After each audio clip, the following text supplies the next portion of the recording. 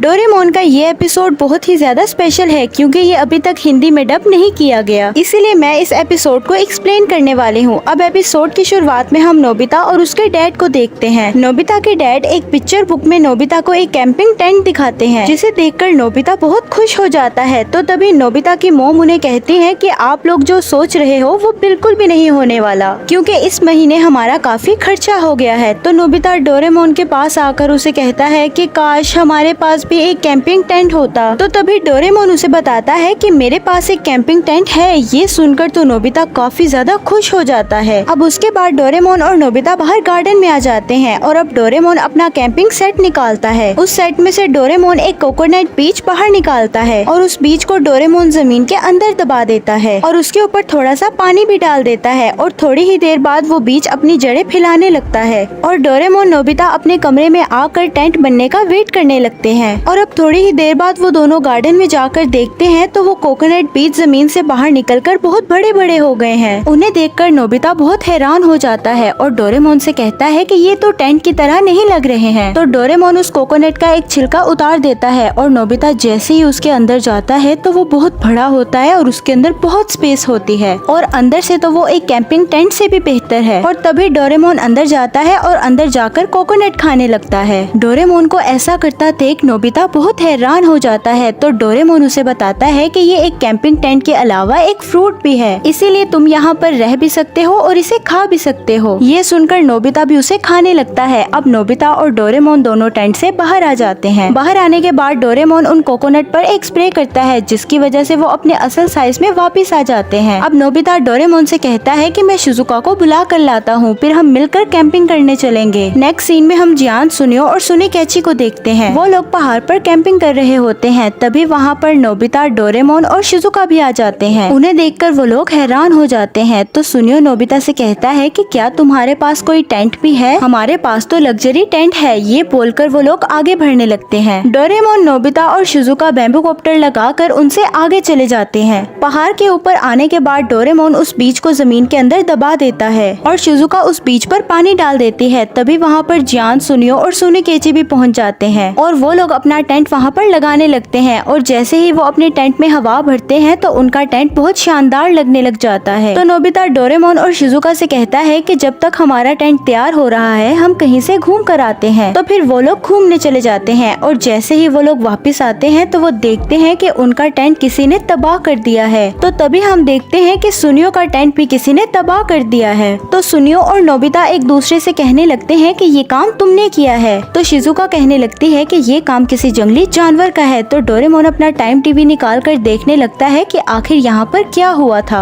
Time TV पर देखने से पता लगता है कि यहाँ पर जंगली सुअर आए थे और उन्होंने ही टेंट को तबाह किया है। ये देखकर वो सब काफी हैरान हो जाते हैं। तो तभी वहाँ पर सुनिकेची आ जाता है, जिसके पास काफी सारी फिश होती हैं। तो वो सब लोग फिश फ्राई करके खाने लगते हैं। तो नोबिता कहता है कि अगर हमने फिर टेंट बनाया तो वो लोग हमारे टेंट को आकर फिर से तबाह कर देंगे। तो सुनियो के दिमाग में एक आइडिया आता है और वो कार्डबोर्ड पर भालू की ड्राइंग बना देता है, जिसे देखकर जंगली सुअर डर जाएंगे और वहाँ से भाग जाएंगे। सुनियो की बात मानकर डोरेमोन फिर से एक टेंट बनाता है और तभी वहाँ पर फिर से जंगली जानवर आने लगते हैं। तो सुनियो उन सबसे कहता है कि तुम लोग घबराओ नहीं, मेरा आइडिया काम करेगा। लेकिन सुनियो का आइडिया फेल हो जाता है और वो जानवर काट तोड़कर आगे बढ़ने लगते हैं। तो जियान कोकोनट का कुछ टुकड़ा उनकी तरफ फेंकता है ताकि उनका ध्यान भटा रहे। तो तभी डोरेमोन अपनी पॉकेट से मटके वाला एक गैजेट बाहर निकालता है और उस मटके से काफी सारे काले बादल बाहर निकलते हैं और वो डोरेमोन के टेंट के ऊपर बरसने लगते हैं। तभी हम देखते हैं कि वो जानवर उनके ऊपर हमला करने लगते हैं और तभी हम देखते हैं कि वो कोकोनट का टेंट बहुत बड़ा हो जाता है। डोरेमोन, नोबिता और बाकी सब उन जानवरों से बच जाते हैं। तो डोरेमोन उन सबको बताता है कि मेरे इस गैजेट पर जितना पानी डाला जाता है ये उतना बड़ा होता जाता है। और तभी हम देखते हैं कि वो जानवर वहाँ से चले जाते हैं और उन्हें जाता हुआ देख वो सब काफी खुश हो जाते हैं। अब थोड़ी ही देर बाद शाम हो जाती है और वो नए कोकोनट टेंट हाउस बना लेते हैं, जिसके बाद वो अपने टेंट को कलर करने लगते हैं और शिजुका खाना बनाती है। अब थोड़ी ही देर बाद खाना बन जाता है और वो सब अपने कोकोनट टेंट के अंदर बैठकर खाना खाने लगते हैं। और इधर हम सुनिकेची को देखते हैं जो अकेले ही अपने टेंट के अंदर खाना बनाकर खाने लगता है। अब थोड़ी ही देर बाद रात हो जाती है और वो सब अपने टेंट में सो जाते हैं, लेकिन रात को ही जंगल में बहुत तेज बारिश हो जाती है। अब अगले दिन नोबिता और बाकी सब की आँख खुलती है तो वो देखते हैं कि वो लोग जमीन से बहुत ऊपर ऊपर आ चुके हैं, क्योंकि बारिश होने की वजह से उनका टेंट बहुत बड़ा हो जाता है और वो सब आसमान की ऊंचाइयों में आकर फंस जाते हैं। अगले दिन हम नोबिता और डोरेमोन को देखते हैं जो अपनी मॉम के साथ शॉपिंग करने के लिए आए होते हैं, और शॉपिंग करने के बाद वो लोग नोबिता के डैड के ऑफिस जाते हैं, जहाँ पर नोबिता के डैड अपना काम खत्म करके ऑफिस से बाहर आते हैं और फिर वो साथ में घर वापस आने लगते हैं। लेकिन घर वापस आने तक उन्हें ट्रेन में बहुत ज्यादा स्ट्रगल करना पड़ता है, क्योंकि ट्रेन में बहुत ज्यादा भीड़ होती है और अब वो जैसे तैसे